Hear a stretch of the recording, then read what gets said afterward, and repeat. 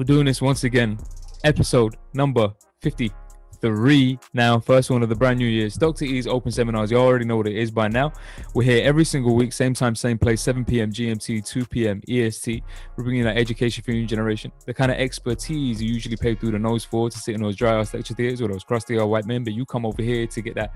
We give it to you a little bit differently. We give you the education that you thought you were going to get over there. We give you the idealist education. You know what I'm saying? The information you thought you were going to get, but they don't really like talking to you about. That's what you come here for. So while you're here, I'm your boy, Dr. E, lead tutor TBT. Did you forget? Yeah, I did actually. Director and lead tutor at TBT. Yeah, philosopher extraordinaire. All those wonderful things right there.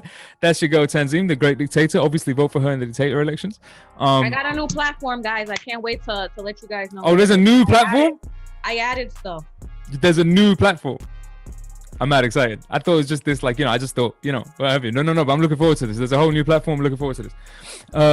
But so we are back. We've had 2 weeks out. We had to take 2 weeks out and we'll sort out a few things. Like, y'all can't see it, but there's mad soundproofing going on in the studio now. Brand new mics and whatnot. But 1-2 upgrades. How's my camera angle? Should I move my camera? Like, what should I do? I mean, I kind of like your camera the way it is. I would personally, I'm trying to see a little more of you, but then there's a bias because I'm married to you and I don't really, you know what I'm saying? So Stop I would perving right now. What do you mean stop perving? Listen, I have a legal right to perv. It's twice over a legal right to perv. Listen, we got married twice, fam, okay? You sound like such an Arab right now. Wallah, my wife, she is my property. No. I own her. Hold on. It's property, first of all. Property. Thank you very much.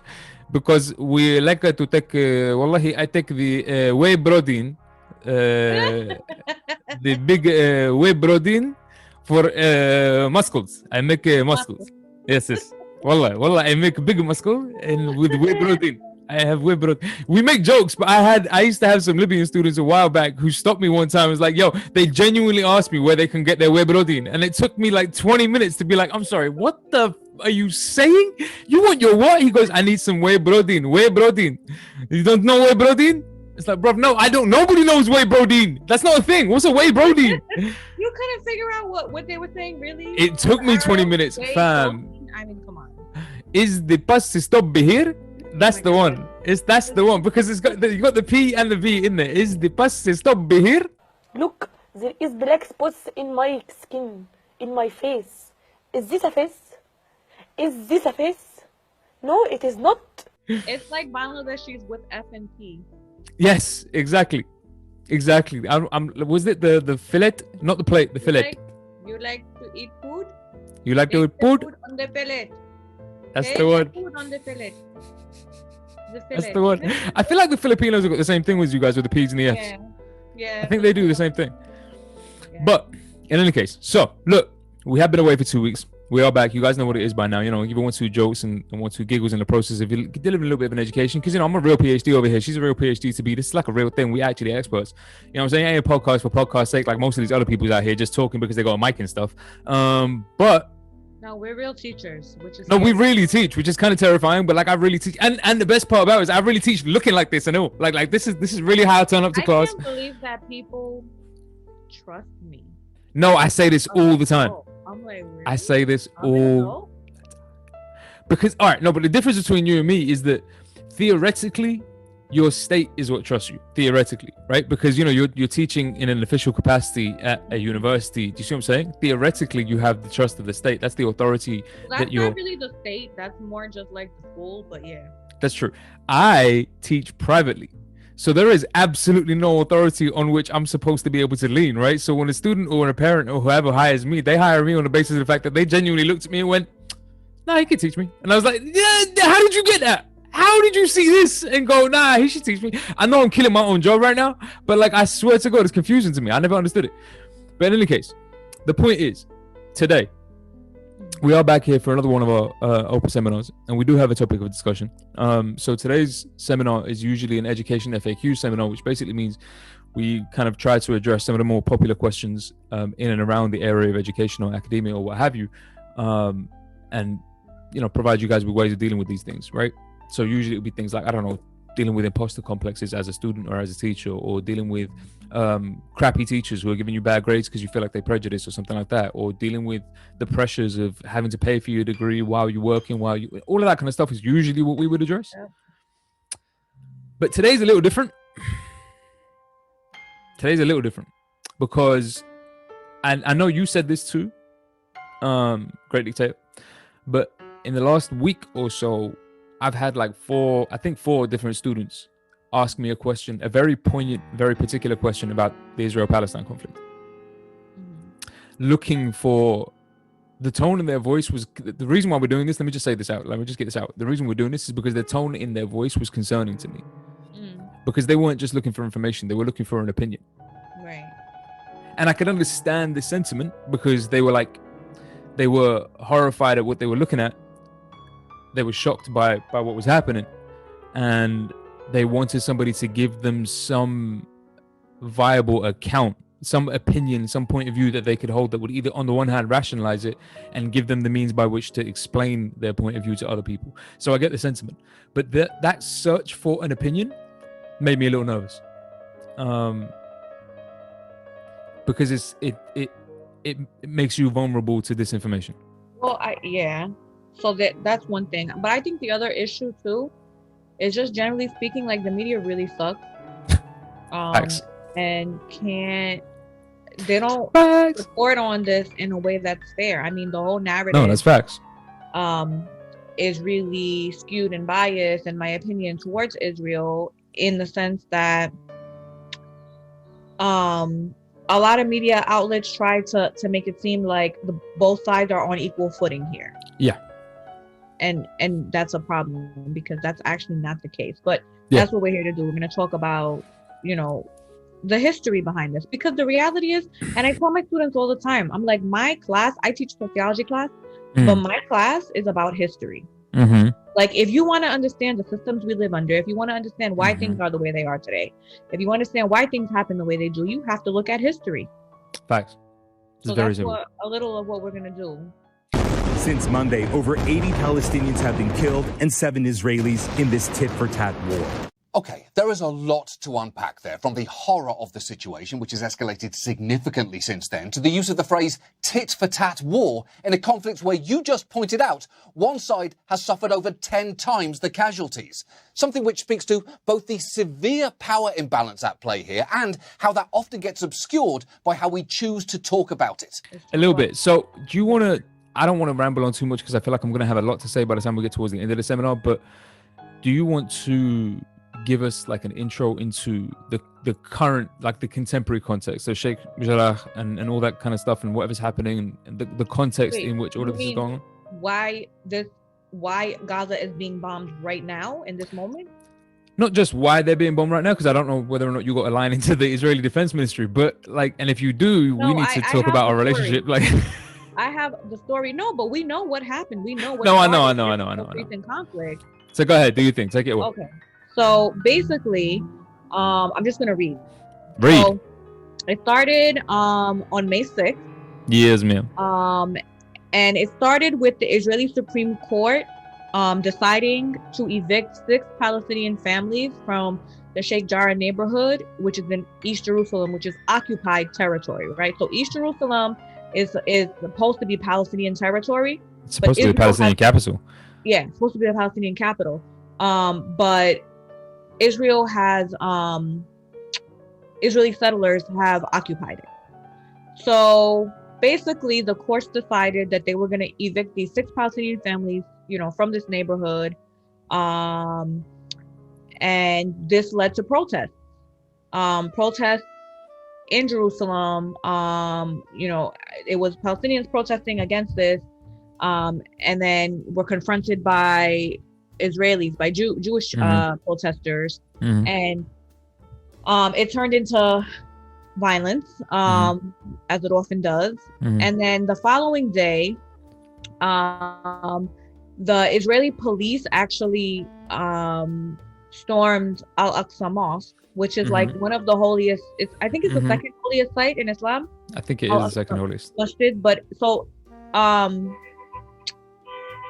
but the Jews also lay claim to this, and they call it the Temple Mount. And so, so basically, Al-Aqsa, Temple Mount, whatever, like, is a holy site for both religions, which is not surprising because all three of the world's major religions, let's not forget, Judaism, Christianity, and Islam, all originated in the Middle East.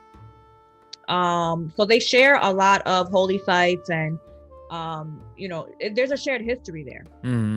So a shared history that's acknowledged in all of the holy books too. It's not as though this should be a surprise to any of the people who are committed to any of these religions. You should know this. I will just say, all you right-wing crazy Christians who like to associate Christianity with whiteness and with Europe, your religion is from the Middle East too. So all that hate that you have, Jesus was probably like brown. He was probably like he was a Palestinian. But all that hate that you have towards Muslims and Islam and people in the Middle East and all of that, the person that you follow was actually from there as well, and probably looked more like us than like you.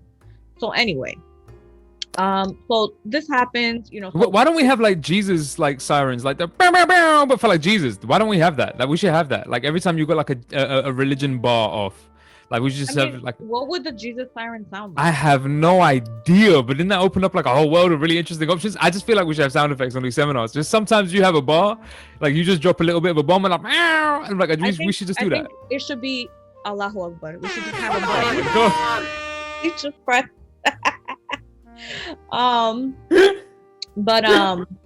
So Israeli police, they basically stormed the masjid.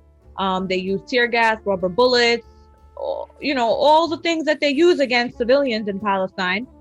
And the Palestinians, let's not forget, there's no weapons. They have no military. Palestine has no military.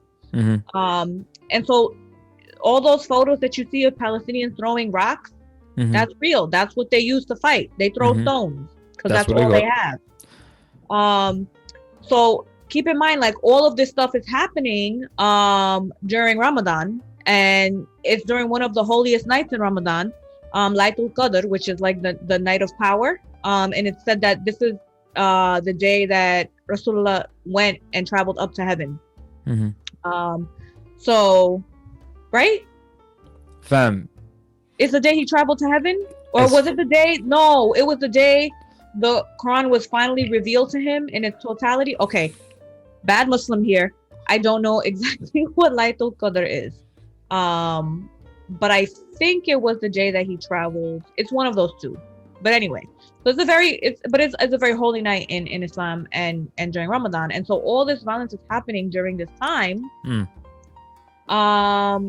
And this also coincided, apparently there was a national holiday in Israel called Jerusalem Day. And all of this stuff is happening at the same time. There was actually supposed to be a march by far-right Jewish nationalists. Jerusalem Day is kind of like an open invitation to far-right Jewish extremists. That's kind of, I don't mean to be a dick, but I'm not saying that's what it's for, but in large part, that's what's happened. Every time there's been a Jerusalem Day, that tends to be what happens. Yeah. So anyway, the point is that in all of this stuff that's happening, the protests and then the storming of the masjid, more than 300 Palestinians were injured. And this basically is what started everything. So it started with a decision by the Israeli Supreme Court to evict these Palestinian families from their homes in what is supposed to be the capital of Palestine, East Jerusalem. Okay, so this happened, and then a few days later, on May 10th, I believe, Palestinian groups Hamas and Islamic Jihad started firing rockets into Israel from the Gaza Strip because let's keep in mind, who is the aggressor here? No, we'll get to that. We'll get to that. Let's just we'll get to that. Give you the facts. Okay, so these two groups fire rockets. Now, mind you, these are crude rockets. These are not the kind of rockets or artillery or bombs that any military in the world would use, because this is basically a grenade strapped to a firework. Exactly. Like, it's not a rocket. It's not a real. It's not military grade anything, because again, these aren't like missile guided, like. Yeah, that's not that.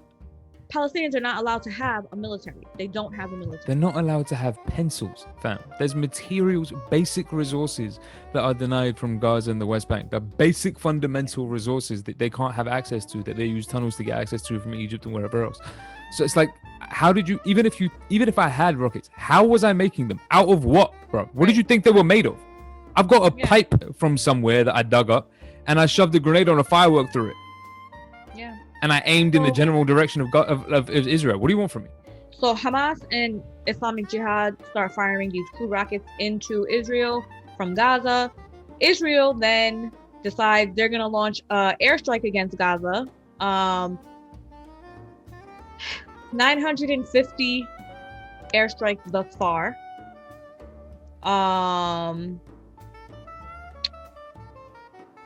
And what was it? 18 buildings were hit, 4 high-rise towers, 40 schools, 4 hospitals. They struck a refugee camp. 214 Palestinians have been killed, 58 of them children. 10 Israelis have been killed in all of this. 10. 1 child, including 1 child. And so basically, this is what launched all of what's happening right now. So Gaza is now being attacked. Gaza, mind you, is the world's largest open air prison. And we can get into that later and explain what we mean by that. But Gaza is the world's largest open air prison. There are checkpoints. People are not allowed to leave or come back in. There's no freedom of movement in and out of Gaza. And they're now being mercilessly bombed by a state that has weapons that they get from the United States. So we are talking serious heavy artillery here. Largely, yeah. Nothing crude, no crude bombs, no none of that. Let me say this though. So look, I think I just want to say 2 things, and I'm going to try not to be too long with this because there's a lot to get through today. So let me just say 2 things. One of them is that I have deliberately, so somebody's just posted something in our chat, right? And I'm not going to say his name because man's left an offensive sign off, but that's cool. We'll deal with that later. But that's one of your people's. But the point is, one of your people's. I'll explain it later. The point is, no, not that kind of people. One of your friends. But the point is, yeah, but we'll do it later. The point is, so there's this.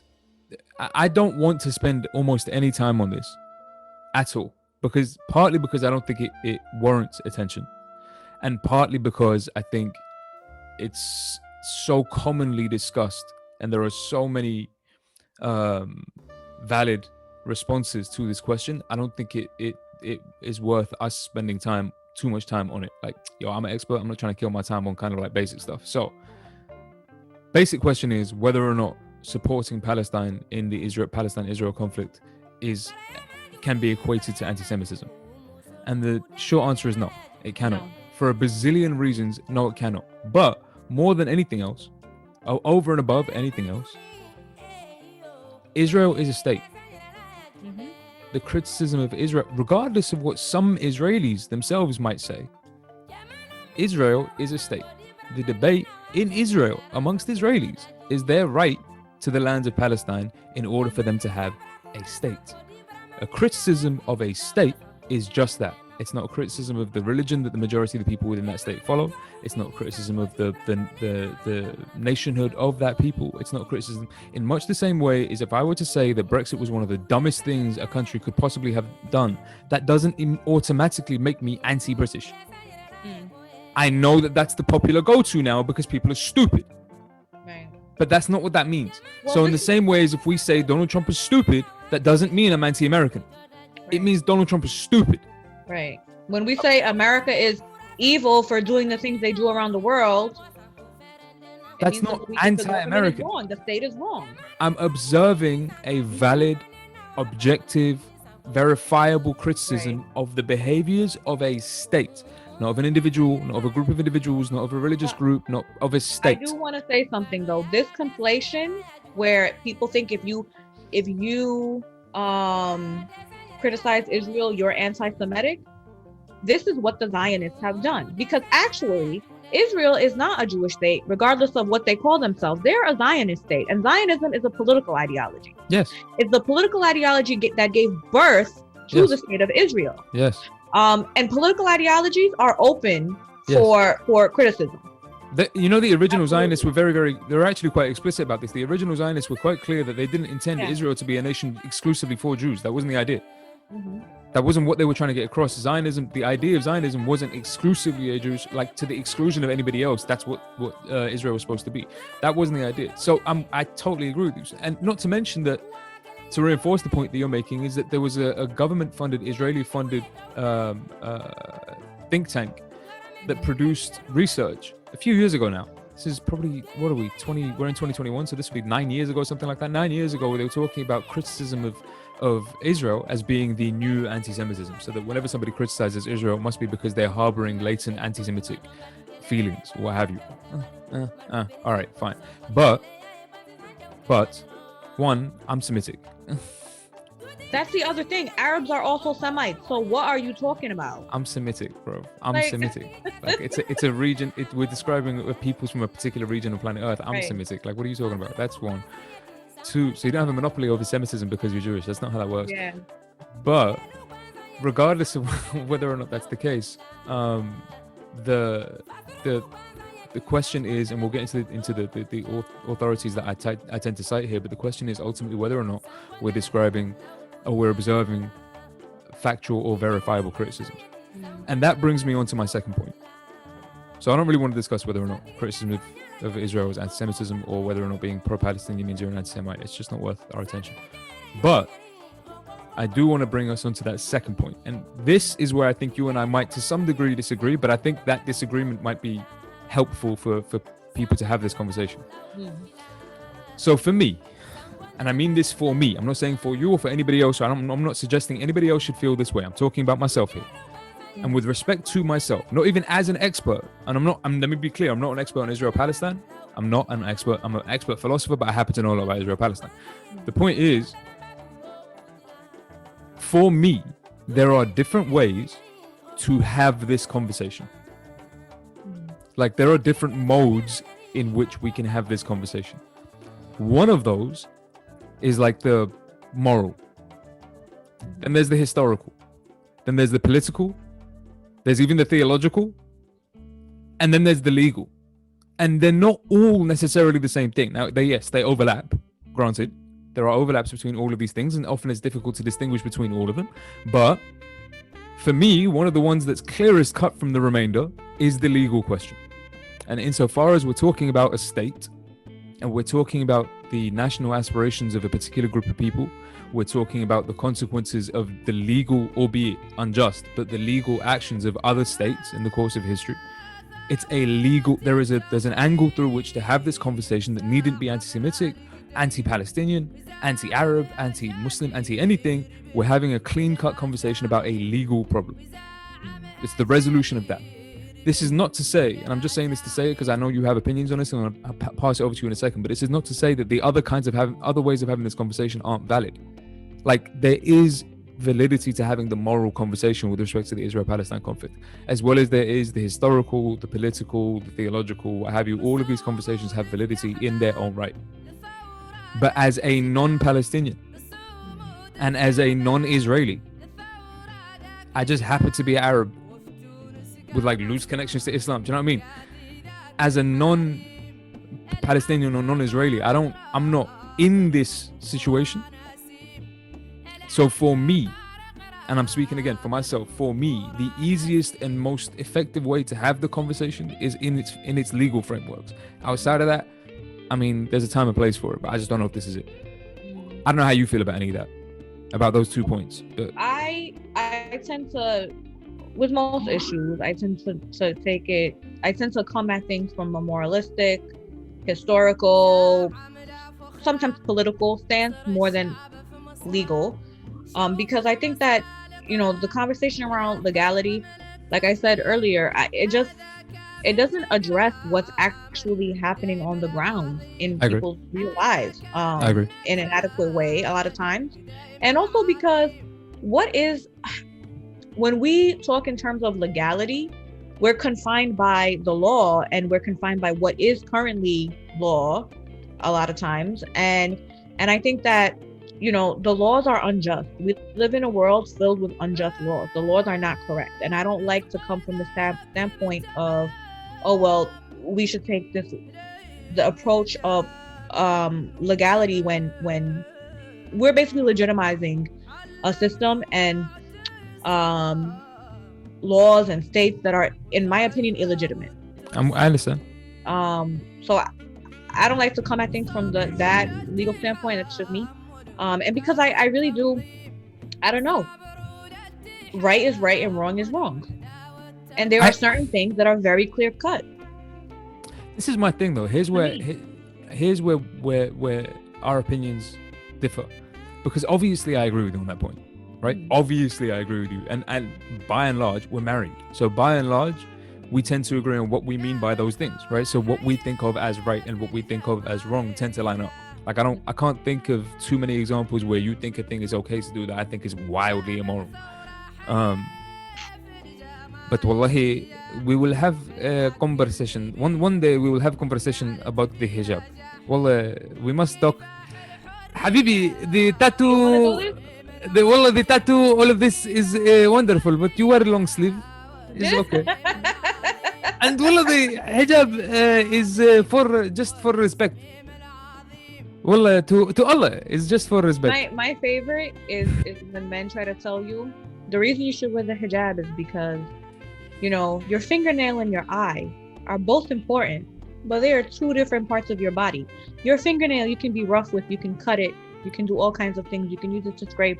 Your eye you have to be gentle with, you have to take care of it, you have to cover it, you have to make sure that you protect it. This is why women should wear hijab, because sisters, you are like eye, not a human. You are an eye. I have actually heard men say these things. Men, we're like fingernails, but women, we have to protect you and keep you covered. So please, sisters, yo, what are you talking? And protect yourself, because you are an eye. Dude, fam, I'm losing my Or even better than that, when you have something beautiful, when you have a nice car, you want to take care of it. You want to cover it. I'm a car now. Yeah, I'm a car now. So I'm a car. To being a car. I'm a car. Yeah. I'm never. You know what? I'm not even getting into it. I'm not doing this. I'm not doing this. I'm not doing this. It's so fun. I'm not doing so this. Fun this is not fun. There is a reason why I always had problems as a young man going to the mosque. I had problems going to the masjid because every time we go to the masjid, not every time, let me not be like harsh, but the number of times that I would bump into conversations like this one and be expected to just be like, yeah, wallahi, yes. All of these women, wallah, they are almost kuffar. All of them, almost. They are not, of course, Allah does not, but wallah, they are very close. And without us, the man and the binis, you know, you need the binis. Is the binis, wallahi, the binis is most important. If there is no penis, it is not real marriage. The guy, like, no, but your man's at the wedding, right? So when the first mosque we call for you and I to get married, story time. Yeah. All right, little story time. We haven't had story time in over 2 weeks. Yeah, I ain't seen us in 2 weeks. A little bit of story time. So of course y'all know by now that we married. No. I know, mad geeky. We both teachers. We both married. What do you want from me? But the point is, so when we arranged to get married, we were gonna go to a masjid, go to a mosque and what have you, and do the whole thing. But some of these imams have very, very specific rules about how that can be conducted. And one of those rules are that you need a man present as the witness. You need male witnesses. And I did not want male witnesses. I wanted female witnesses because I wanted my aunt, my cousin. And Wallahi, you see, kuffar. Now, the problem is... we should make the point, this is actually allowed in Islam. You can have female witnesses. Of course you can. But I will say, some of the other mosques were saying things like, well, of course you can have female witnesses, but for every one man that's missing, you need to have 2 women. Because, let us be fair, wallahi, you are only a half man. You are almost, but not quite there. So the funny thing is, when I had this debate with my uncle once about why this was the case and how this was unfair, he was like, no. But you know how you guys are. You get too emotional. You don't know what you saw. You don't know what you heard. You just say things. So this is why you need two. And he thought that was a perfect. It was a valid response. Like, that was a genuinely valid response. You know how you guys are. You know how you guys are. Come on, man. You know this. Come on. We've been over this. No, I swear to God, this is mad. So look, I'm not trying to, let me just make this clear. I'm not trying to kind of like bash on Islam or Muslims or what have you. I still consider myself a Muslim. It's not that. But yeah, there's just been a lot of instances where I've been to mosques and I've been to masjids, and those have been the conversations, and I'm just like, you know what, I can't do this. I cannot be in a room with you and have this conversation and have you keep looking at me with those eyes of appeal as if I'm just supposed to nod and like stroke my beard. I'm like, no, this is man, this is wrong, man. I can't do this, man. This is just messed up. So the point is, how do we get here? I don't even understand. We got story time. And two women in the masjid. Oh, because you were making the comment about hijab and. Yes. They are beautiful, but please. For respect, please, for respect. You are an eye. I am like the fingernail. We are different, but both very important. I'm nervous every time I hug you now. Just feel, in my head, all I can see is an image of somebody poking an eye. Like, what are you doing? Like, if I'm a fingernail and she's an eye, like, what kind of, I can't hold her hand now. It's crazy. All right, but the point is, so one area where you and I do agree, to get us back onto the subject and off with story time, one area where you and I do agree in terms of how to have this conversation. But yeah, I just remember what we were talking about, but never mind. One area where you and I do agree is, like you were saying a moment ago, is the historical reading of things. So in your class, that's how you do things. You read things historically and what have you. I don't necessarily need to do that in my classes too much, but wherever I can get away with giving a diatribe on history, I will do it, because, you know, apparently I don't get enough of talking and hearing my own voice. So, like, you know, come do this, and then I teach, and then I run my mouth. It's like crazy. But the point is, I feel like it's important for us to get into context, not just recent events that have led people to post about this on Instagram and caught people's attention of one or other else, but also to have a conversation, or to set the conversation about the Israel-Palestine conflict in the proper context of its historical origins, right? And I don't want us to spend, like we could, for 3 hours go through a detailed history of every single major event and what have you. And I don't want this to offend any particular person of any particular group, that we're not mentioning some of the more major events and what have you. This is just a loose outline in order for us to have a sense of context in terms of how we go from no Palestine or Israel in like 19 whatever to suddenly a conflict that's lasted for over 80 years. No, there was Palestine. Well, there was a Palestinian liberation independence movement. There was a nationalist Palestinian movement in the area that is Palestine, but they were all under the control of the Ottoman Empire.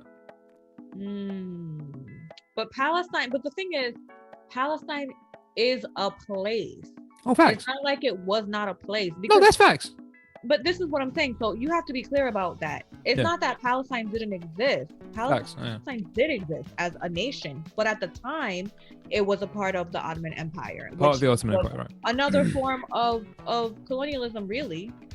Yeah, and the Ottoman Empire referred to it as Palestine. It's not as though it was like, you know, that's that region. Because you have to be careful when you say that, because then that lends itself to what the Israelis say, which is it was an empty, barren land for a people without a land. Which is a lie, which is a straight up lie. It's a lie. I had an argument with a professor in college once.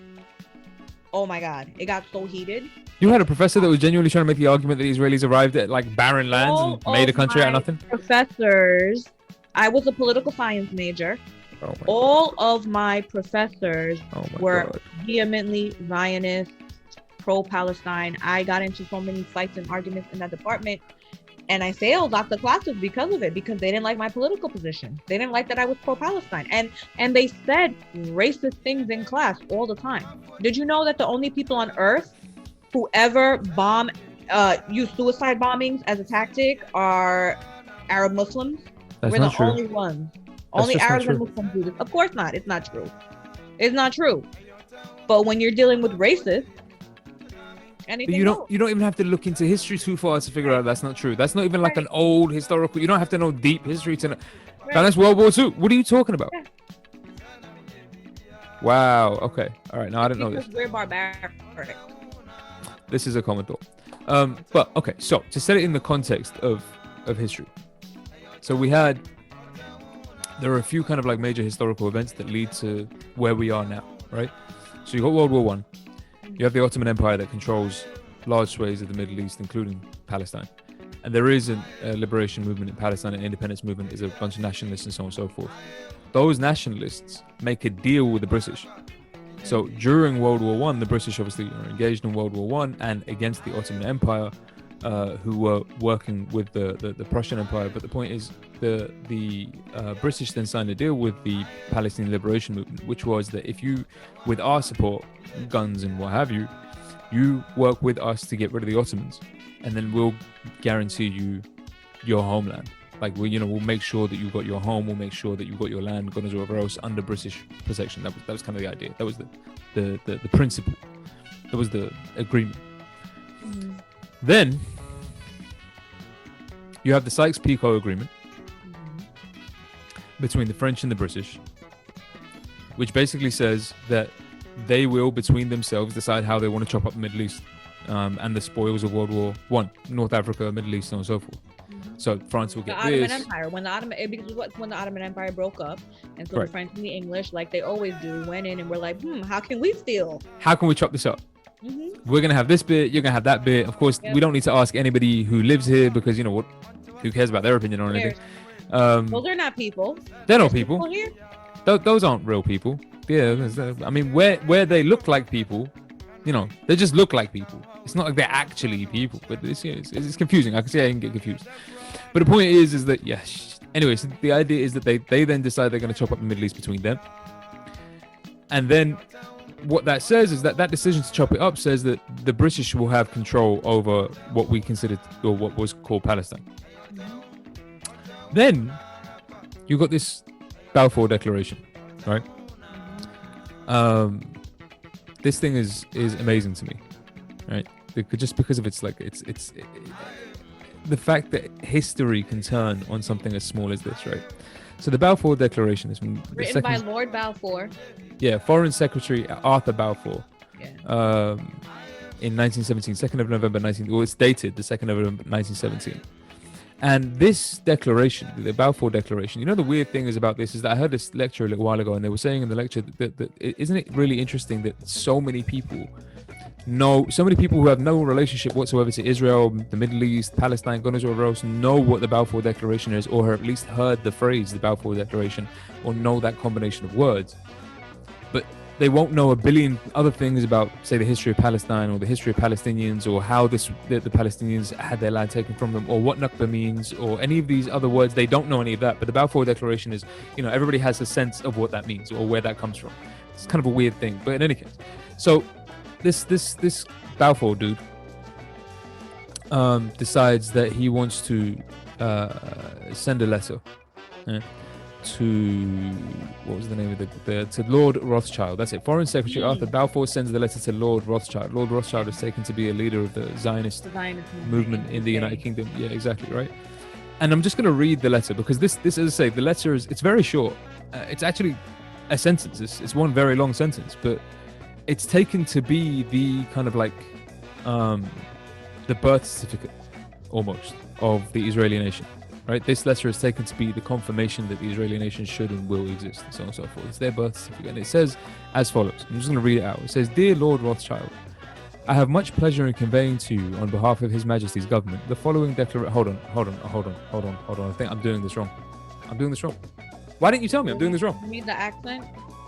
Of course. How can we possibly read Balfour's Declaration? I mean, you're British, so you already sound like it to me. But no. Go ahead and do the Hold on, I need to put my leg up. Yes. Dear Lord Rothschild. Oh my God, don't read it like that. You're going to distract people. Hey there, I have much pleasure in conveying to you, on behalf of His Majesty's government, the following declaration of sympathy with Jewish Zionist aspirations, which has been submitted to and approved by the Cabinet. His Majesty's government will view with favor the establishment in Palestine of a national home. Notice, of a national home for the Jewish people, and will use their best endeavors to facilitate the achievement of this object, it being clearly understood that nothing shall be done which may prejudice the civil and religious rights of existing non-Jewish communities in Palestine. Let me repeat that. It being clearly understood that nothing shall be done which may prejudice the civil and religious rights of existing non-Jewish communities in Palestine, or the rights and political status enjoyed by Jews in any other country. I should be grateful if you would bring this declaration to the knowledge of the Zionist Federation. Maha! Is your friend, Foreign Secretary Arthur Balfour. Ew, that's ugly. Stop it. But the point is, Yeah. So first of all, I just want to point something out. He's acknowledging the fact that it was not a land with no people for a people without a land. says explicitly. For people on that land. Explicitly. Already. Yeah. And they claim that their rights were not supposed to be infringed upon. Not supposed to be in any way, shape, or form. Not their religion, not their civil rights, not nothing in any way, shape, or form. And to be clear, and I reiterated this twice because I think it's important for us to take into consideration, the Balfour Declaration refers to a national home. This is the Foreign Secretary. He knows He knows exactly what legal terms mean. He uses the phrase national home, which I had a look earlier on today, has had no legal precedent before his use of it.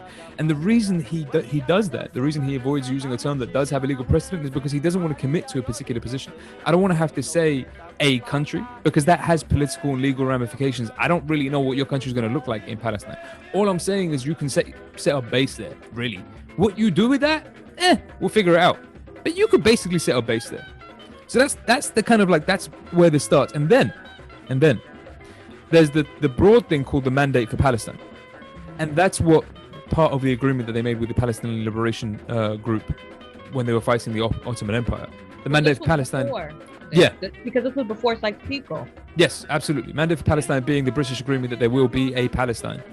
Right. After the collapse or after the destruction, what are you going to call it, of the Ottoman Empire? There was a Palestine, but the British agreement was saying that Palestine will no longer be a part of the Ottoman Empire. Right. But in that mandate, attached to that mandate, is the establishment of what's called the obligation to establish what's called the national home for the Jewish people.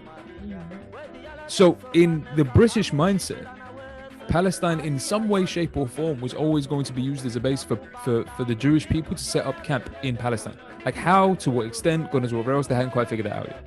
But that was the idea. Now, of course, this had wild opposition of God knows whatever else from the Palestinians, but nevertheless. So we jump forward to 1947. So you get UN Resolution 181, which is the partition of Palestine. And it's the original UN partition of Palestine to grant the Israelis a particular part of their homeland, a particular part of land, and to grant the Palestinians whatever's left, right? Which was largely West Bank and Gaza type areas, but of course it was, I don't know how many times larger in the 1947 agreement than it is currently. In any case, the declaration of the State of Israel comes in the 14th of May 1948, along relatively those lines. And then you have the ensuing violence.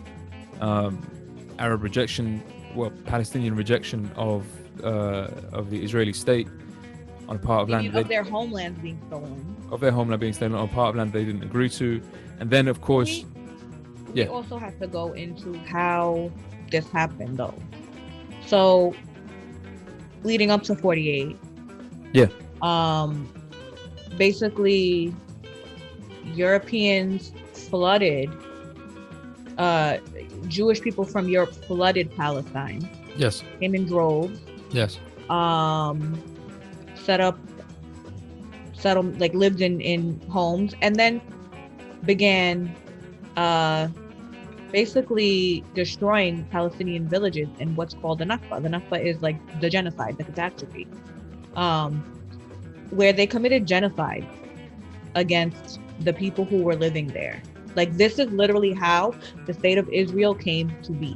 It's rooted in genocide. That expansion off the back of the partition that the UN initially granted, that immediate expansion afterwards is what starts the chaos. I mean, yeah, exactly. We can point at the start of it being 1917 if we want to. But yes, as soon as you start expanding and then you start destroying everything in your surroundings and you start taking land that hasn't been granted to you, so on and so forth, and it becomes destroying villages, killing people, moving people, like. And off the back of the argument, and we should say, off the back of the argument, whether you agree or disagree is not kind of the point, but off the back of the argument, and it does reflect historical fact, that, well, we have to expand, given the reaction of the Palestinians to the establishment of a Jewish or Israeli homeland in the first place, given the violence of that response, then we have to allow ourselves like a buffer zone, an area of space between ourselves and the Palestinians, so that requires that we expand in order to make us more secure. This has always been the Israeli argument, the security argument. Yeah, it's always been the argument. So I need security. Where you don't have to worry about security? When you don't colonize people. I mean, that's when you don't have to worry about security. Kind of. Mind you, you're not saying anything that anybody, the heads of the ex-heads of the Israeli Secret Service did a documentary not too long ago in which each one of them openly and explicitly said that the settlements is, they said, self-destructive. It's going to end up going the wrong way for Israel because you're pissing people off to a degree that there's no coming back from this. Plus, everything you're doing is illegal. It's all illegal. So, but again, it's illegal, but who is enforcing the law on them? Nobody. Well, that's a very good point. Nobody. That's a very good point. So, having said that, so then we jump forward again, we get to 1967. And I'm only mentioning 1967 because 1967 is the last point of significant or substantial legal developments. Namely that 1967 you get the Six-Day War. Six-Day War in which Israel decided to invade Lebanon, Syria, Egypt and Jordan all at the same time, basically. Smart. All at once. Now their argument was, they initially said that it was the Egyptians that attacked first, not the Israelis. After a while, the Israelis admitted it was them that attacked first, but their argument now is that the Israeli attack was in anticipation of an Egyptian attack that was forthcoming. Given the fact that 2 weeks prior to the launch of the Israeli attack, the Egyptians and the Jordanians had signed a treaty between the two of them, so the Israelis anticipated an attack coming from those two sides. So they're like, all right, in anticipation of that, let's go and invade. So what they do is take parts of southern Lebanon, the Golan Heights, which is parts of Syria. They expand into the West Bank, into Gaza, and so on and so forth, and they enter the Sinai Desert in Egypt, which they eventually give up. Now, all of that expansion. Can we say something though? Because this expansion is a part of the politics of Zionism. The Zionists believe that they have a right to all of that land, to parts of Syria, to parts of Lebanon, to parts of wherever in the region. Jordan. I mean, their argument is from the Jordan River until the ocean. That's all. Right. That's what they believe, and this is why Zionism is so dangerous. It's not a religious movement; it's a political movement. They want land and power like any other colonial anything. I mean, that's kind of what it is. Yeah. So, I keep trying to find places where I can kind of like argue with you in order to sound balanced, but that's kind of what it is. I don't tell you. Well, we are balanced though. But that's what it is. Because this is historical. It's the historical truth. All right. So now, given all of that, what I'm saying, so 67 is where you end up with what's now popularly, what is now understood, or what's known as UN Resolution 242. I should put that in the chat, but if I don't put that in the chat, Kareem, yo, what's up, Kareem? We didn't do our shout outs. Kareem, what's up? Kareem, we love you. We love you. Missy, we love you. Peace. We love you. So, oh, and we didn't tell everybody to sign up. Do your subscriptions, do your sign ups, hit the bells, all that kind of stuff. But the point is, yeah, so if Kareem can find that and throw it up in the chat, but UN Resolution 242, if you just type that into Google and hit PDF, it should come up relatively quickly. But UN Resolution 242, that was issued on the 22nd of November 1967, which called for the Israeli withdrawal from all occupied territories. In fact, having said that, hold on. Let me just read some of UN Resolution 242. Some of, right? With the very, very simple stuff. I'm not going to read the whole thing. But the principal thing here is this. It affirms that the fulfillment of charter principles requires the establishment of a just and lasting peace in the Middle East. So that is to say, in order for the UN to do what the UN says it's supposed to do, we have to have peace in the Middle East, which should include the application of both of the following principles. These ones. 1. withdrawal of Israeli armed forces from territories occupied in the recent conflict. This is the Six-Day War. And 2, the termination of all claims of states of belligerency and respect for acknowledgement, the sovereignty, territorial integrity, political independence of every state in the area and their right to live in peace within the secure, recognized boundaries, free from threats or acts of force. It goes on in terms of what it guarantees to, or what it's supposed to guarantee to the Palestinian people. But UN Resolution 242, which gets voted on, let me just say this. This gets voted on every single year in November in the UN General Assembly. And 242 basically says that a solution, it's I think the title of it is something along the lines of a just resolution to the Palestinian problem, something like that. Something to that effect. And the premise is part of what I've read out. It's a lot longer now because it gets added to every single year. But the point is, the premise of 242, the essence of 242, is the idea that Israel is required to withdraw to the 1967 borders as recognized by international law, that all of the West Bank is occupied territory, that all of East Jerusalem is occupied territory, that Israel has to lift the blockade of the Gaza Strip, and that the Palestinians are afforded the right to a state to the same degree that the Israelis are. The way that this isn't phrased in the UN, but the way it has been phrased ever since by, for example, Norman Finkelstein, who talks on this. And if anybody's interested, I suggest you go look up Norman Finkelstein or Noam Chomsky on these topics. They're very good. But the point is that the way he says it is, if you think about 47 as being the birth of Israel, the point of the Palestinian Mandate, the point of the Sykes-Picot Agreement, the Palestinian Mandate, even the Balfour Declaration, as we read it, is that it was supposed to be a birth certificate for two nations. And what we've had is one. Mm-hmm. And that the Palestinian existing state has receded and receded and receded and receded and receded and receded over the course of time to the point of almost non-existence. Yep. To the point of now being less than 20% of its original mass. I just want to say something about that really quick. So a lot of the argument that you will hear Israeli people say is that, the Palestinians just want to erase Israel off the face of the earth. This is their claim. If you look at a map of Palestine from 1948 or before 48 to now, yeah, that's what's been happening. Who has erased who? Off the face of the earth? No, facts. Because it's actually the other way around. It's facts. It's actually the other way around. And this is, and I'm going to say it, and I'm sorry if people get mad, but this is the psychosis of European colonialism. I'm with you. This is the psychosis of what they have done all over the world. They go places, they steal everything, you steal land. And when I say you, I'm not talking about every individual European, but I am talking about these countries as states. Your states have done this. They have gone all over the world, colonized everyone.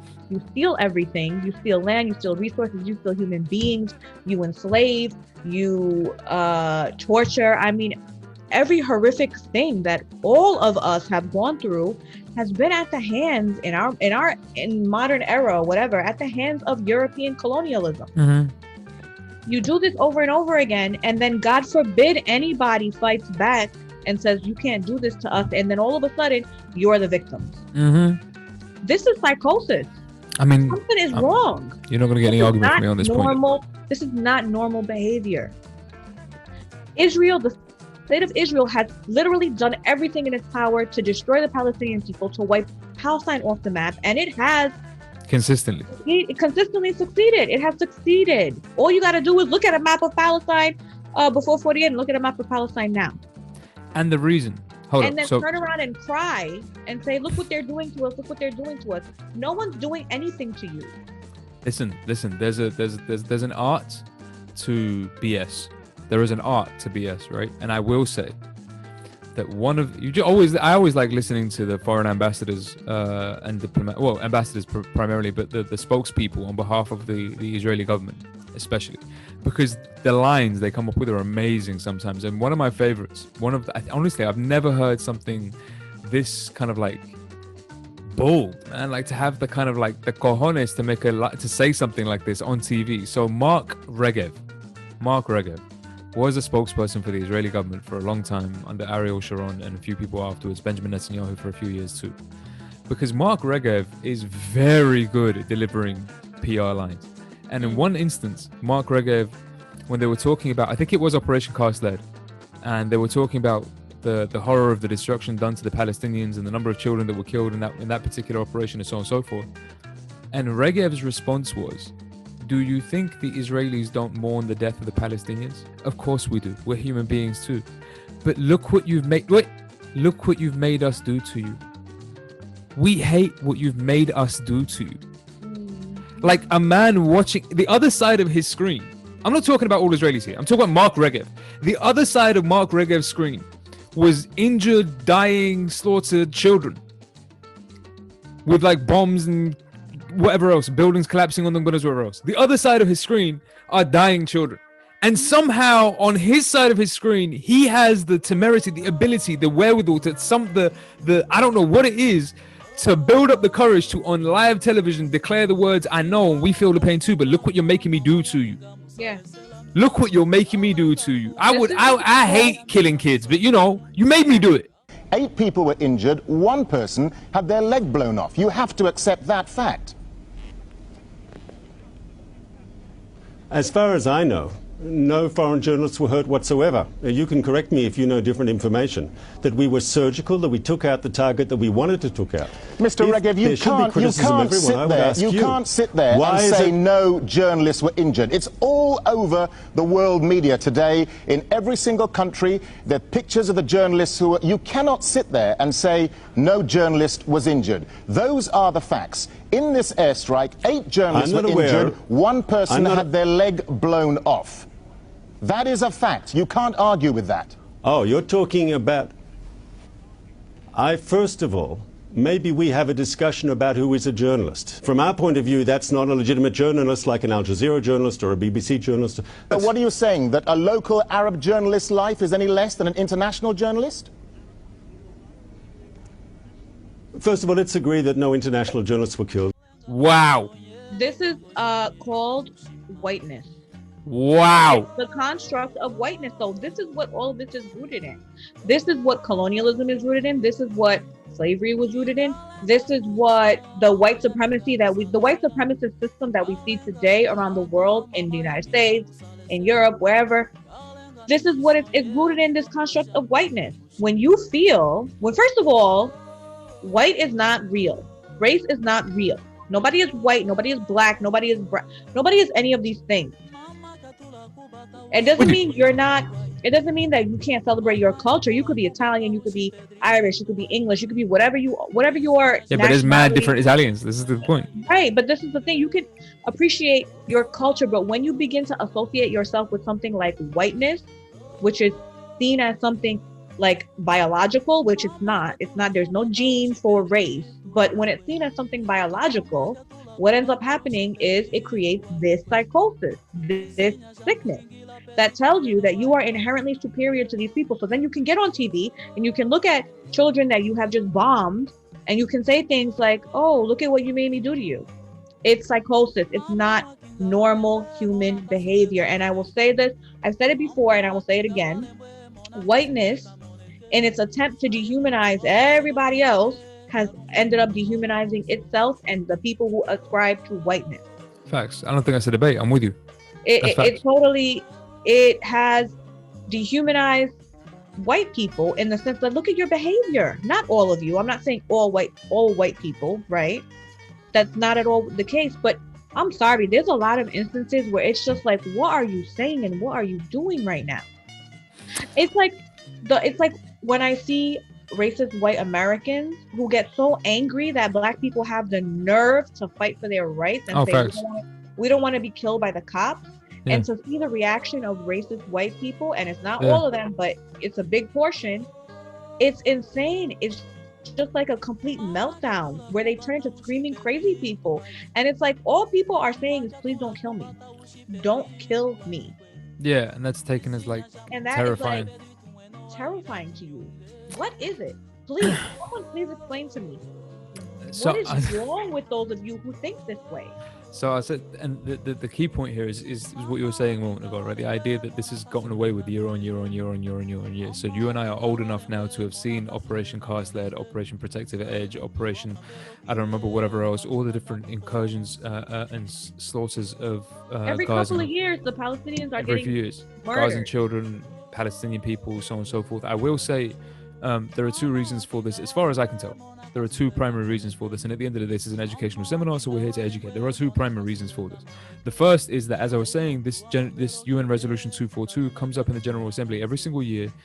Every single country in the world votes on it, and every single year, without fail, there is a unanimous decision across the globe, unanimously, that you should enact 242, that Israel should withdraw to the 67 borders. This includes the 22 members of the Arab League. This includes the PLO in 1988. They came to the table and agreed with it. This includes Hamas. They agreed with it too. Everybody has signed up to 242. We agree.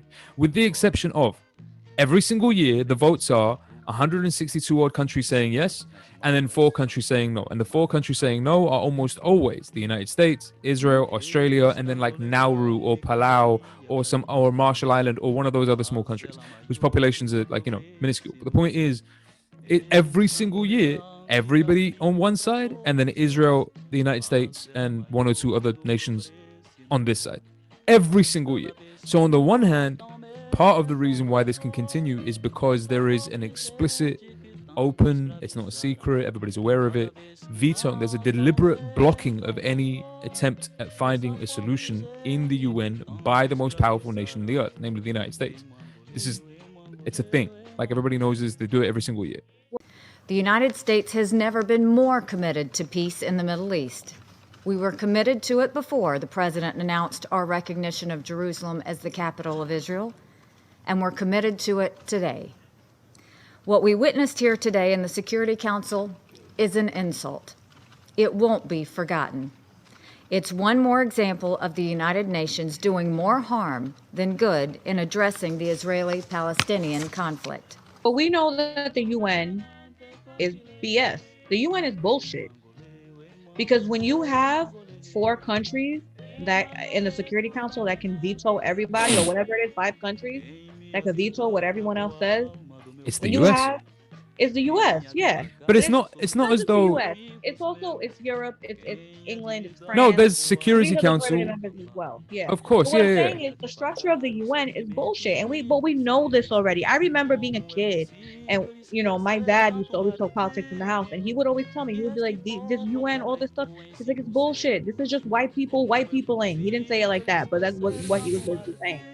I'm with you. Like, it's just the West being the West. They're just gonna take power. They're gonna pretend like they're at the table with everyone, but they're not. They're gonna just rule over you because this is what they do. I understand. I'm with you, but that's also the argument that the Americans make as to why they don't want to be involved in the UN and why they veto everything, because it's not right. It's not just. We don't accept it. It's the same argument the Israelis make about the international court. So when the international court declares that the occupied territories are illegal, according to international law, they're just illegal. When the United States Supreme Court recognizes the same thing, Judge Blumenthal repeats the same idea, and he was opposed to it, but he says it in his aside that he thinks that the settlements are illegal under international law. It's not a debate, it's not a discussion point, that the 67 borders are the recognized borders that Israel should withdraw to. I've lost my point. Everybody says all of these things.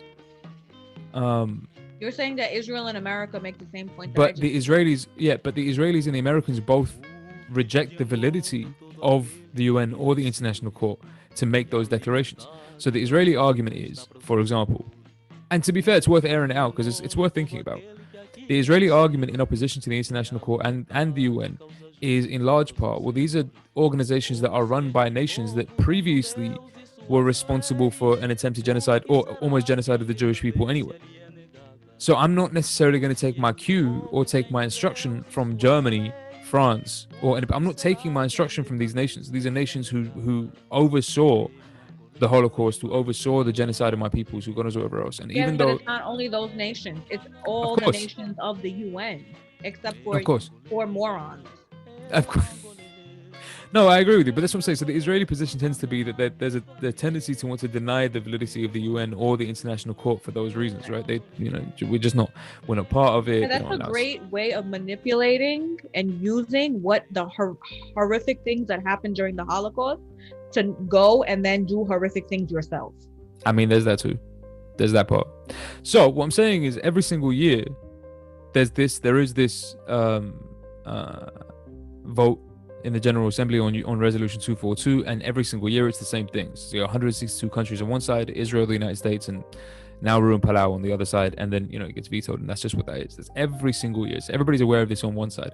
On the other side, let me just say this other point, and then I want us to turn our attention to one more part of the conversation before we wrap up. There's a foreign secretary, used to be foreign secretary of Israel, a woman called Tzipi Livni. You need to look up Tzipi Livni. Tzipi Livni is one of the most horrendous human beings I've ever heard of in my entire life. But look up Tzipi Livni. It's TZ, Zippy, and Livni is Livni, I think. But in any case, Tzipi Livni held a number of different positions in the Israeli government and in the Israeli military, but at one stage she was foreign secretary. And she was having a conversation with Israeli press about the importance of invading Gaza on a regular basis. Let me explain. The reason why these things happen. She said, I'm not saying, she said, Foreign Secretary of Israel, she said, ex-military commander, blah, blah, blah, whatever. Her argument was, the problem is that Hamas, or as they like to frustratingly say, Hamas, and I swear they put extra kha on it just to annoy the Arabs, I swear, you just put extra kha on it, because that's not what it's Hamas, whatever. But in any case, so they say that since Hamas won the election in the Palestinian Authority in Gaza, and Hamas became, the government, had to form the government of Gaza.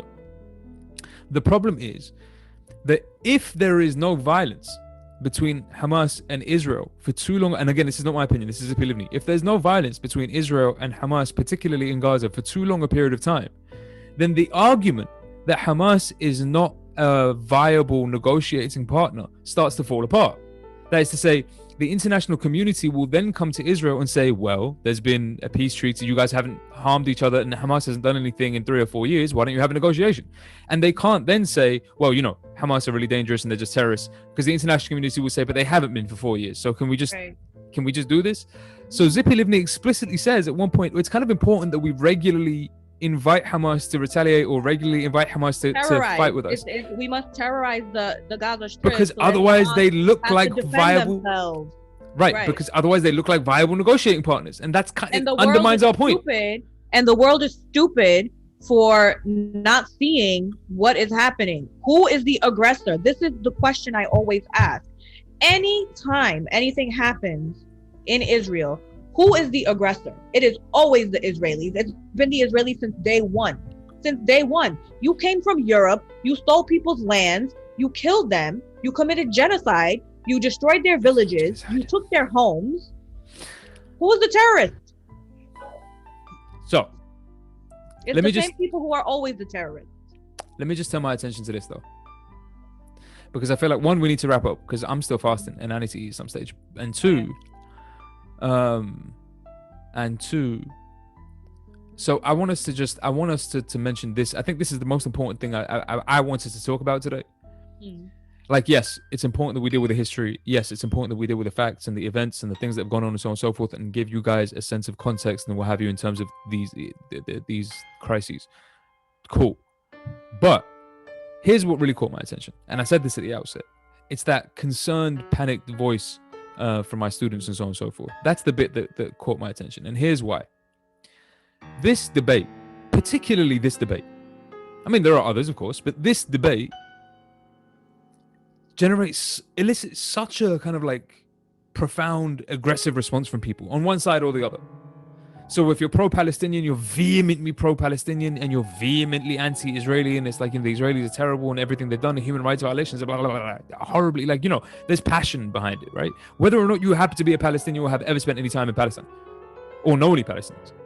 And then if you're on the other side, if you're Israeli and you happen to be pro-Israeli or pro-Zionist or pro-whatever else or anti-Palestinian, it's the same thing. there's no ground given. The Palestinians are terrible. Hamas is firing rockets. The Jews have a right to defend themselves. The history of the Holocaust means that we're scarred. I mean, all of those things, right? And again, it's defended passionately, whether or not a person themselves happen to be Jewish or have any connection to Israel or what have you. And what I've always found interesting is it does elicit that level of response. So before I give you my reading, you got any opinions on this?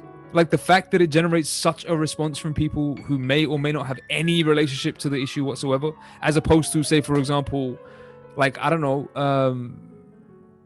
French activities in Mali, for example. When the French are bombing the Tuareg people or killing people in Mali, no one gives two hoots. No one ever cares about what happens in Africa. That's also true. So I mean, no one ever cares. It's not even on the news. But okay, but fine. But even when when Saddam Hussein decided to kill a bunch of Kurds, it wasn't news until the United States wanted to use that as a pretext to invade the Middle East. Well, I really think a part of this is it boils down to race and it boils down to ideology. Israel is like representative in so many ways of the West, of Europe and America, of all these countries that have done such horrendous things around the world. And so I think it's an ideological thing. It's also, there is a deep anti-Arab sentiment in the West that I think is not talked about enough, especially at the level of government. Yeah, I think, you know what I mean? I know what you mean. I'm Arab. I know exactly what you mean. The thing is, like, you don't see it play out in the way, it's not the same. Like, for example, in America, it's not gonna look the same as like anti-blackness in America, right? Sure. But there is something, it's an ideological thing. I think it has something to do with Islam as well, right? Because whiteness is really constructed as being this Judeo-Christian tradition. Like, that's the religious tradition of whiteness. And Islam is always positioned outside of that. That Judeo-Christian, even though all three religions are the same. I know. Same religion. But hold up, but wait, that speaks to why there is such I am so sorry for all the ignorance that's happening outside right now. I know, we can all hear the ignorance outside. Everyone has to hear all the music. I know. But the point is that, so I can understand, I mean, that speaks to why there is such a response from, say, evangelicals or from conservatives or Republicans or what have you, who all tend to be vehemently pro-Palestinian, pro-Israeli, sorry. So that's, Israel. Yeah, so that I get that. Well, that speaks also, to that. But what about the other side? to So how do you explain why there's such passion behind the support for Palestine? Well, from who? Who are you talking about? Because From people who have no relationship to Palestine whatsoever. Okay, well, a lot of us are Muslim and we still feel that. And you have to understand something. It is a connection with Islam, because I know Arab Muslims don't feel this way about the rest of us, but the rest of us actually do take Islam to be like the ummah and brotherhood in many ways. I'm with you. And so many of us are very serious about this, even though it's not reciprocated, but whatever. But so I think that's a part of it. But the other part of it is that we know what it is to be colonized. Don't forget that we were also colonial subjects, and it's very clearly an instance of colonialism gone crazy, and it's wrong. I think a lot of people also just see it because they're like, this is wrong. Okay, but this is my point. Yeah. But that's you're speaking to my point. But again, look, you're saying why this and not everything else. If I'm an Israeli working on behalf of the government, and I've heard them make this argument a million times before, why are you so preoccupied? Why is the UN, for example, so preoccupied with the human rights violations in Palestine and Israel and so on and so forth, but not the human rights violations that are happening everywhere else? I mean, we could think of a million other human rights violations in the same region. You and I have discussed this a million times before. Nobody wants to be a Dalit in India. You don't want to be an untouchable in India. That's not really something somebody wants to do. But no we know one is these really things. Up in arms all over the world for them. Nobody cares about them. Nobody's giving. Well, you know what though? Think about media. I'm interested. Media Tell me plays what a you big think. role in this, I think, because look, how often are you really hearing the media talk about what happens to Dalits in India? You don't. But anytime anything happens in Palestine and Israel, it's always publicized and it's on the news and to the point where everyone hears about it. Like I told you, my friend told me today, her brother was crying. Her brother is not a person that is like super political or anything like that. And this is the first time that he's, I think, really like even like been in, like known anything about Palestine or whatever. But he really broke down because he was like, they don't even have a military. Mm-hmm. I think I think part of it is just how much the media puts it out there. So it's like so at the forefront, you know what I mean? But I don't know So because I have a lot of friends who are not Muslim, who are not former colonial subjects, who are not any of these things, but who really do feel very passionately about this. Yeah. That's my point. I mean, if we're talking about, I'm talking about the passionate response in Western nations, the majority of whom demographically are not going to be Muslim and are not going to be ex-colonial subjects. For example, there's a very passionate response about Israel-Palestine in Europe. But there isn't a single European country that's not majority white. Do you think it's rooted in their hatred of Jewish people? Well, here's my theory. Because then that is really sad. No, that's a possibility, and that there are people who believe that. I don't know if I do. But here's what I think it is. I think it's half of it is the answer that you gave, right? And I think it's an important part of it. Can you wait 1 second? I have to do something about this. You're gonna scream out the window like? No, hold on. Yo, all right, ladies and gentlemen, we're about to get we go away for 2 minutes while she goes to figure out her technical difficulties with the Dominicans outside the window. You don't at all. Sorry. Was it Dominicans or was it Puerto Ricans? No, it was Dominicans. It's Dominicans outside the window. But the point is, all right, so here's my theory. Half of it is what you've said already. I think it's an important half of it, namely the way the media presents it. But what's missing from that analysis is the reason why the media decide to pick this particular story out of the hat as opposed to the millions of other crises going on globally. And again, there are Israelis who would make the same argument. It's weird that the media decides to pick on, they call it the double standard. You know what I'm saying? You're picking on Israel, you're pointing out Israel's, wrongs and what have you, as opposed to all the stuff you've done. Here's what I think it is. Given the fact that the Israel-Palestine conflict is a direct consequence of the colonial machinations of two other major European colonial powers, France and the United Kingdom. Given that, amazing how like all the messed up stuff that happens in the world somehow goes back to these two. Amazing, a lot right? of it. But given that, I think that there is a hit, and bearing in mind it's only 100 years ago. It's not that long. That's like your great grandma. That's not that long ago. So I think that given that, there is a sense particularly amongst the kind of like the leadership class of these countries, the politicians, the intelligentsia, the whatever else, is the people who are going to make the decisions as to what turns up on the media and what doesn't. But amongst that particular class, I think there's a sense of not necessarily good. I'm not saying positive, but there's a sense of a responsibility for Israel and Palestine as part of an ongoing colonial project. I think the United States is very explicit in the fact that it thinks of Israel as part of its colonial project. The United States needs Israel as a strategic position in the Middle East. Right, yeah. Israel can exploit that relationship with the United States to as much as it likes, to the tune of $3.8 billion, whatever it is per year or something they get in military support. But we have no money for healthcare here. But no money for healthcare. Yeah. But yeah, so there is that. So of course they're going to exploit that relationship, and fine. I understand why you do that. So for the United States, it's very clearly a strategic colonial project. I need you there as a military outpost, as a piece in the chessboard of the Middle East, right? Because we need oil. Because that's ultimately what it comes down to. It's about ultimately. But America doesn't care about a Jewish state. No, about Jewish people. Yeah. But for the British and the French and the what have you, again, the media plays up to it, I suspect, because for them, it's also the residue of an ongoing colonial project. Like, it's one of the remaining colonial projects that they have direct responsibility over. Not that we're talking about 100 years ago. So the British and the French are very well aware of the fact that all of this is a consequence of the way you partitioned Palestine and the way you brought the Balfour Agreement and the way you brought the Jews in. Are they? No, I think that the intelligentsia and the politicians and the ones who are making the decisions, I think they know. I think they know that this is a consequence of those decisions. When do they ever take responsibility for anything? Here's what I mean when I say I think they know. Would you put it past one of those dickheads to go into a room with an Israeli official and not remind that Israeli official, you're only here because we let you be?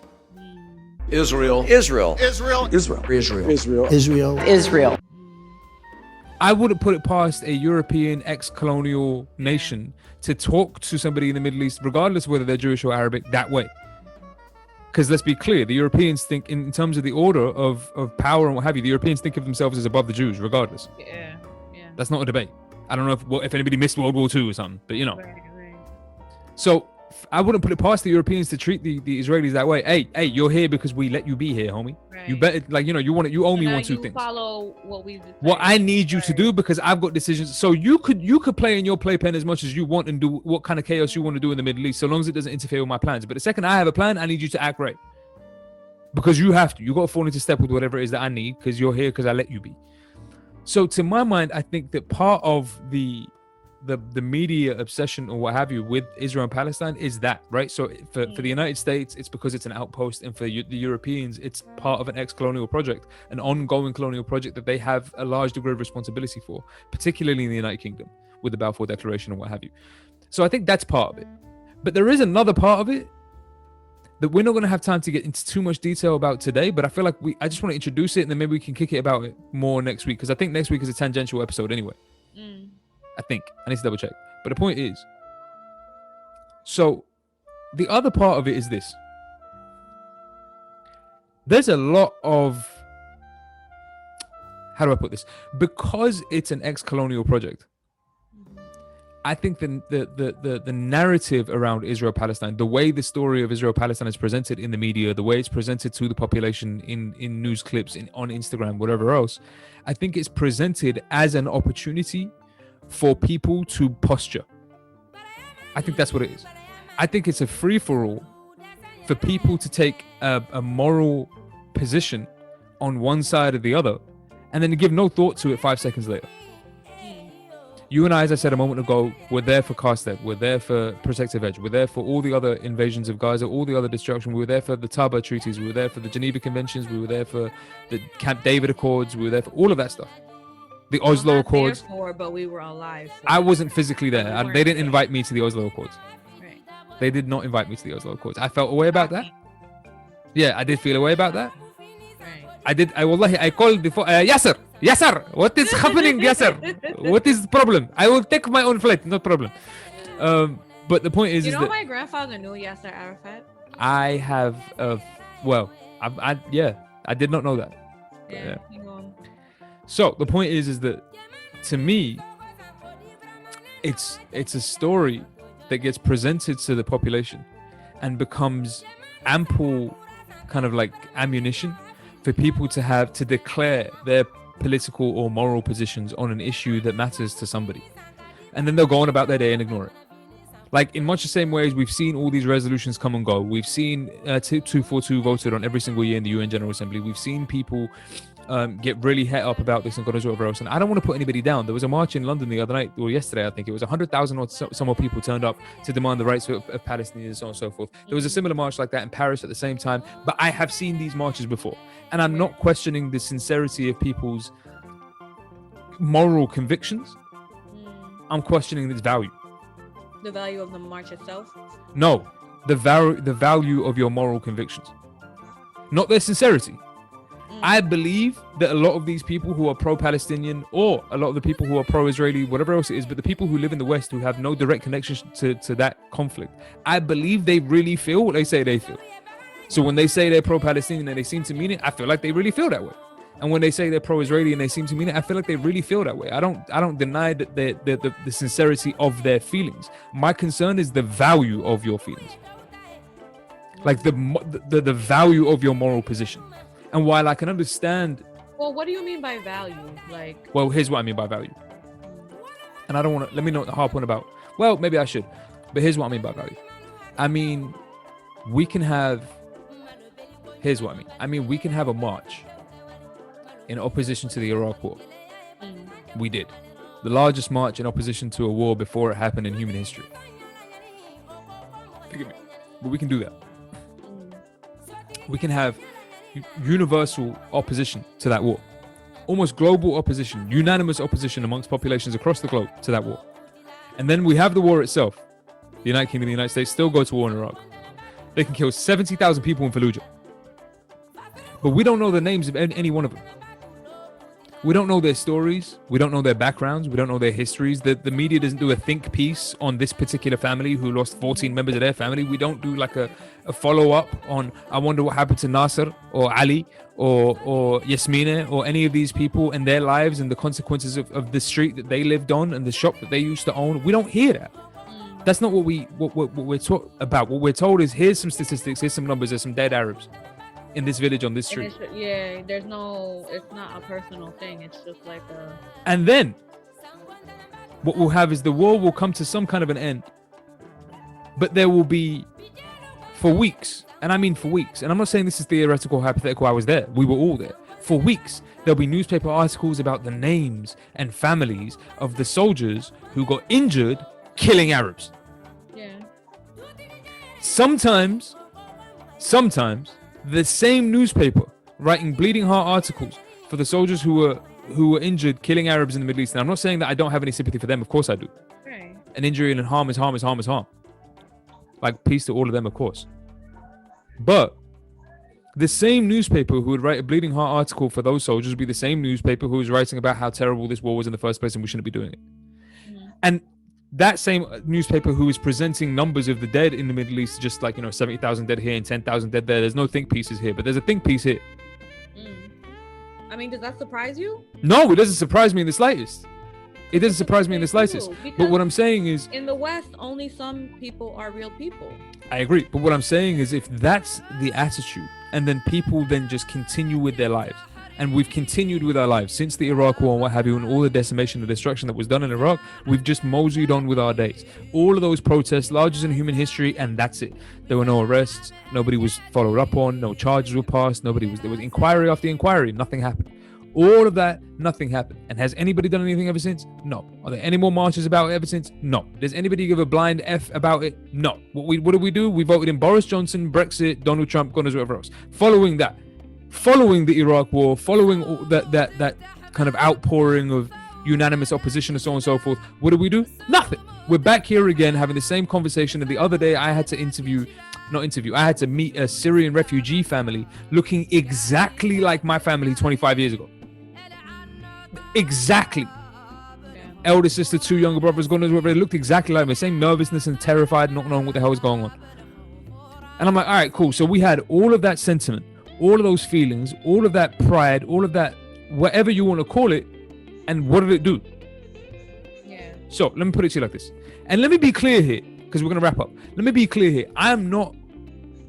I don't mean to take away from anybody. Like I said, I don't want to take away from anybody's intentions. If you want to protest, go protest, fam. Like, it don't hurt none. Go protest. You want to talk about how you support the Palestinian support. You want to talk about how you support the Israeli support, fam. Like, whatever it is you want to do it. I'm not undermining people's efforts. But yeah, maybe you shouldn't. I'm not undermining people's efforts or the sincerity of their emotions. That's not my concern here. My concern is the value of it. So I'll just end on this bit of story time, and it's a little depressing, but like, I feel like it's appropriate. I'm getting into my refugee bag. I have something to say after you. Tell me. No. Tell me. No, because it's a different thing. Okay. So I saw a documentary. I don't know how many years ago now. I'm not going to go into the details. It's not really that important. But the point was they were talking about the slave trade, the chocolate trade, the slave trade in West Africa, particularly on the coast of West Africa. And the idea that they were taking children as young as 8, 9, 10, 11, 12, 13, 14 to work in the cocoa plants to make cocoa for major European corporations. There was an interview done with a 14-year-old boy who had been punished on one particular occasion with having the skin stripped from his back because he tried to run away to take a pee break when he wasn't allowed to. At 14. And when they asked this 14-year-old child, if you had the opportunity right now to speak to the consumers of the goods that you produce, that your slavery, your punishment, your whatever else produces, if you could speak to the peoples of the Western nations who are at the other end of this chain, what would you say to them? And the maturity of this 14-year-old's, the wisdom of this 14-year-old's response blew me away, and I've never forgotten it ever since. Which was namely that what he said was this: you don't need to cry for my situation. It'd be a waste of your tears. You don't need to check up on me. You don't need to learn everything about it. You don't need to, that would kind of be a waste of your time. And you don't even need to protest or what have you. Just do me a favor. When you eat that bar of chocolate that you're going to eat, just remember where it came from. Just do me that favor. Don't, next time you go to eat that bar of chocolate, don't eat that bar of chocolate thoughtlessly. Eat it fully aware of what you're doing. Fully aware is my blood, sweat, and tears that went into that in order for you to have your bar of chocolate at 95 pence. So eat it, but eat it conscious of what you're doing. And that for me is the point. It's not that people's sentiments about Israel-Palestine aren't sincere. Of course they are. On whichever side that you happen to stand on, of course their sentiments are sincere. And of course, any suffering or any kind of harm that has come to anybody, either related to or otherwise on this subject, deserves sympathy and blessings. That's not what I'm debating. But what gets me is that we will posture, we will debate, we will rage, we will talk about this endlessly. And rather than, as some people say, so what do you want me to do? Put myself in the shoes of a Palestinian? No. Rather than try desperately through some moral contortion to put yourself in either the shoes of a Palestinian or a kid in Gaza or the shoes of an Israeli, worried about rockets falling on their heads. Not that you could do either, because you have no idea what that experience is like. But how about putting yourself in your shoes for 5 minutes? Remember that you are a citizen of the nation that makes this possible. That you are involved in the politics that makes that happen. And that no matter what your moral sentiments, there are very short, very easy, very straightforward steps that you could take to mitigate the destruction happening over there. BDS was a movement, and a meaningful one for a period of time, and it's still one. It can still be a meaningful movement. You can boycott, divest, and sanction those companies and those corporations that are involved in the selling of arms and weapons and so on and so forth to promote Israeli settler expansion. You can do that. Loki, Akala, Noam Chomsky, Norman Finkelstein, Human Rights Watch, Amnesty International, all of these people have reams of charities that you could sign up to help support Palestinians.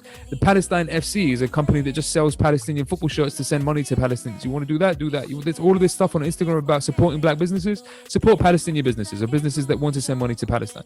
If you want to talk about cancel culture in the West, cancel all those companies that are involved in helping the Israelis develop their settlement programs. I mean, these are small, very straightforward things we could do. And never mind the fact that you can always pressure or lobby your local government to vote the right way when it comes to Resolution 242, including the United States. These are simple things you could do. And these are simple things that you could do that don't even require any moral sentiment.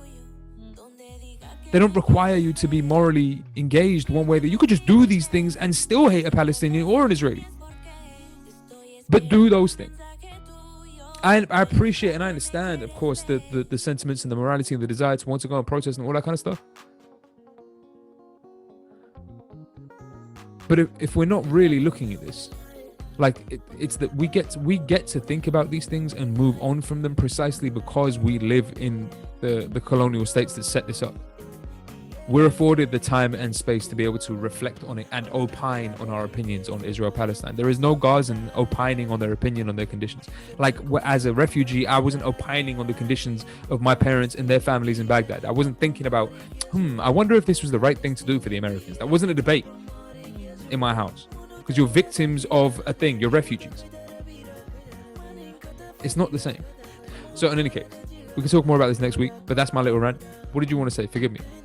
So I wanted to say, I get really obviously mad about this situation. And I do see it as a very clear case of colonialism, and I think it's wrong. I think all instances of colonialism are wrong. But with that being said, and this is not I'm not pro-Israel at all. I was going to say, with that being said, some colonialism. No, I really do not support Israel at all. Not even its existence. But that does not mean that I do not understand and empathize and agree with the desire for Jewish people to have a homeland. Facts. So, but the thing is, you have to say this because everyone won't understand, right? This is because there's all these. Anytime you're, I totally agree with you. It's always like, oh, so you hate Jewish people? Not at all. And actually, I think that Jewish people have every right to have a homeland where they're safe from genocide. Facts. I think that's no like debate. Any other people. And I understand how, the genocide that occurred in Europe against them really, as a people, has traumatized them. I mean, why wouldn't it? And why wouldn't it? It would to anyone. Yeah. And so I understand and I empathize with that, and I think that they should have a homeland. I just don't think that the Palestinians should suffer for it. I don't think that's right. I agree with they're not the people that they didn't commit genocide against you. That was the Germans. I agree with you. That was the I'm with you. That was the English. That was I'm with you. all the Europeans. I'm with you on that. So your beef is with them. I'm with you. You know? But and the idea was that you signed a deal with the devil, because the ones that you had a beef with said, I tell you what, we can squash this beef and I'll give you some Arabs to beat up on. Yep. Some Palestinians to beat up on. And you took it. This is. And then things get squiffy. Look, in any case, the point is, we need to wrap this up. So, in any case, thank you. But this has been another one of Dr. E's Open Seminars. We will be back next week, same time, same place, 7 p.m. GMT, 2 p.m. EST. Y'all do your sign-ups and your subscriptions while we're here. So that's SoundCloud, Facebook, Instagram, Mixcloud. I'm on Mixcloud too. Spotify, Apple, everywhere. We're everywhere, man. We're everywhere. Look us up. We're on every single platform there is a platform to be on, including YouTube. Hit the bells and all that kind of stuff. But we're everywhere. As per usual, you get the live version on the Monday evenings. We'll be back obviously next week Monday, but then you get the edited version of our seminars on Saturday. So if you guys want to catch the CinemaScape that runs along the top, shout out Missy, the CinemaScape that runs along the top, and all the information that we provided you, all of that stuff will be packaged into the Saturday version, which the edited version, which drops on a Saturday. But besides that, I've been your boy, Dr. E. This has been another one of Dr. E's Open Seminars. That's been your girl, the great dictator, Tanzine. Still vote for her in the dictator elections. Did you tell us what your new platform was? My new platform. I was going to tell it next week, but I can tell it now. What's your new platform? So, new platform. Everyone before yourself. Everyone has to agree with this. Everyone before yourself. You have to put other people before you put yourself. Take all the wealth and make it equal. If you don't comply, you die. These are things you should comply with. Stop being selfish and share. Stop being selfish and share. That's basically what we're saying here. If you don't want to do these two things, you have to leave the earth. Yo, I'm terrified. You have to leave the earth. That's it. Terrified. I've decided because I'm tired. I'm scared and I over think here. everyone else is tired. I'm scared over here. You're I'm scared terrified. that people that you have to share and no, I'm just scared that if somebody doesn't meet your definition of sharing, you might have to fuck out and get them off the earth. Like, this is terrifying. You have to leave the earth. Sorry. I'm scared. I'm scared, especially if you get to define sharing, and Lord knows you nap sometimes, and then like, yeah, I do know what's going on. Leave me alone. If you have to make a decision at that stage, I don't know that anybody's safe. I'm just saying this right now. I'm a little scared. It sounds, you sound a little bit like, remember that South Park clip when they had P. Diddy with the Vote or Die shirts? Oh no, I don't remember. P. Diddy was running around with Vote or Die, like, yo, homie, relax. What do you mean vote or die? Like, it's not that deep. What are you gonna do? Run around shooting people who don't vote? Puff Daddy? Your friend Kyle told me you don't understand the importance of voting. Apparently you haven't heard of my Vote or Die campaign. Vote or die? What the hell does that even mean? What do you think it means, bitch? Wait, wasn't that a real campaign? I think that was like a real campaign for a minute. I think that was a real campaign for a minute. Celebrities would do. Yeah. I think it was a real thing. But in any case, so the point is, now we've got your platform. So thank you, Great Dictator. I appreciate that. Now we all know what the Great Dictator's platform is. I don't see the same. It's not the same. I'm not telling you to do stupid things like vote. I'm telling you to stop being selfish, to share what you have, and if you don't do this, you gotta go. Listen, I have shared my platform with you. I'm not selfish. I promise you can have as much time as you want. Don't hurt me. But yeah, in any case, we'll be back. And so thank you guys for joining in. Thank you guys for coming back. It was 1 year last 2 weeks ago. We had our 1 year celebration. We are back for our second year. Everything's getting developed, improved, onwards and upwards. Y'all know what it is. Oh my God, this is officially the first video of our first one of our second year, man. And we've got a lot more in the pipeline coming. There's a whole bunch of other things that we've got, developments that we've got coming. So you'll find out about all of that in due time. But until then, y'all stay safe, stay blessed, look after yourself, stay healthy, do all of those right things out there. If anybody hasn't got the vaccine yet, you can get access to the vaccine. Please get access to the vaccine. If you don't have the vaccine and you need to mask up, please stay masked up. This stuff is not a joke. Even if you have the vaccine, keep your mask on, please. If you have the vaccine, keep your mask on, because you transmit that stuff still. So until we get to herd immunity and everybody's vaccinated up, let's not be crazy. Free Palestine, in case anybody was unsure of where we stood on this issue. Free Palestine. That's just always what that's going to be. And in case anybody was under any doubts or any illusions that we've been distracted in the course of our conversations, or we came back after a year and suddenly something changed my mind, Black lives been matter, Black lives still matter, Black lives will matter. That's just what it is over here. Anybody who disagrees, I see you no time, never. But peace, love, blessings, light, prosperity, all that good stuff. I see y'all next week. One.